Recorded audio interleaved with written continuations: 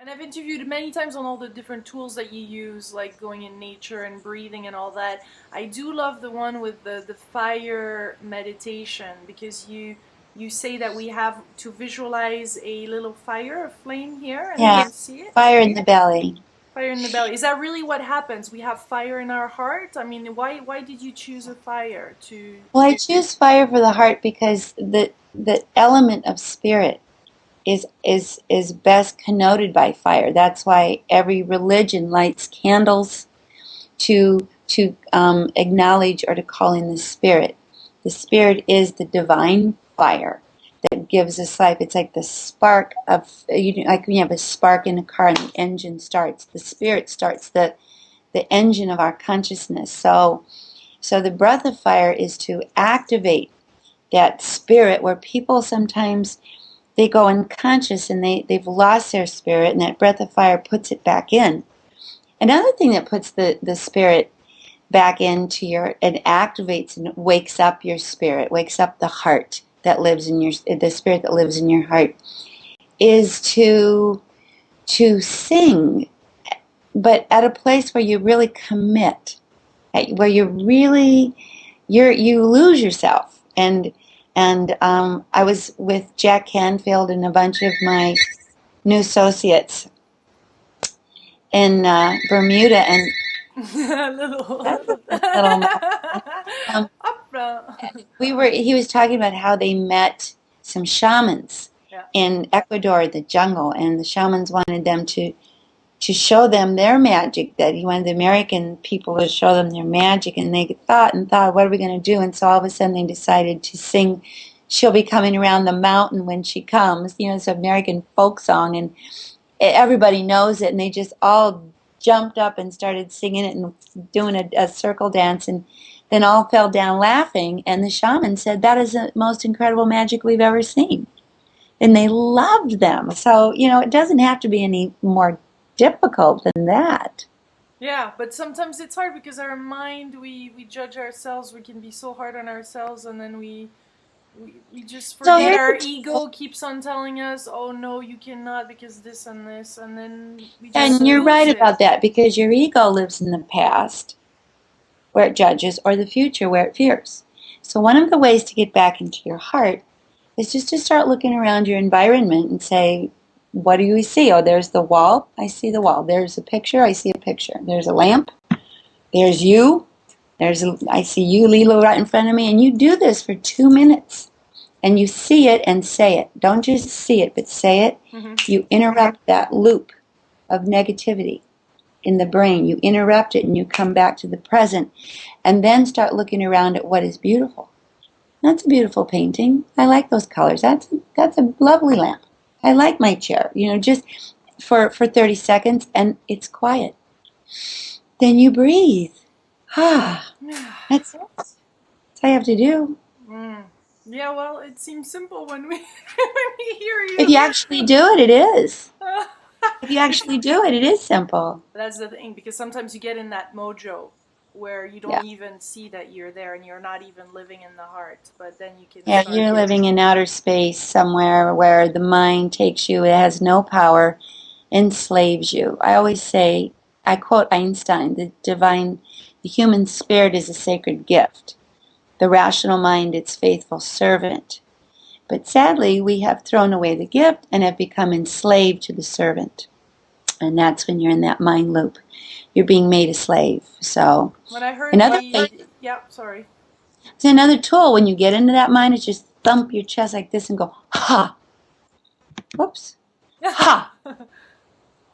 And that ha interrupts the brain, interrupts that loop, and that works really well. The other thing I want to say is that it's a habit to be in the heart. You have to develop a habit, just like it's a habit to be in your mind. So if you make it important and you practice a few minutes a day of just talking about what's good, say for the next 100 days, instead of what's wrong with this picture, just change the subject and ask yourself and others what's right with this picture. Mm. What in your life my mother used to always say this to us, tell me something good. And she calls us on the phone, tell me something good. When we see her, tell me something good. That puts you in your heart. What's good? And another tool that she shared with us that I just think really puts you in your heart is she would say every morning, and I'll share this with you, expect good things. And I expect to hear about them later. So these are simple practices, but they change the channel. I mean, how difficult is it to change a channel on a television or to change the frequency from one website to another? It's no more difficult to change the channel of your consciousness from your head to your heart. It's just new and unfamiliar, so people say, oh, that's hard. Not really. It's just new. So don't say it's hard. Just say it's different. Mm. And that'll help you. Yeah. And to allow this to just flow in, because we can create, aren't we?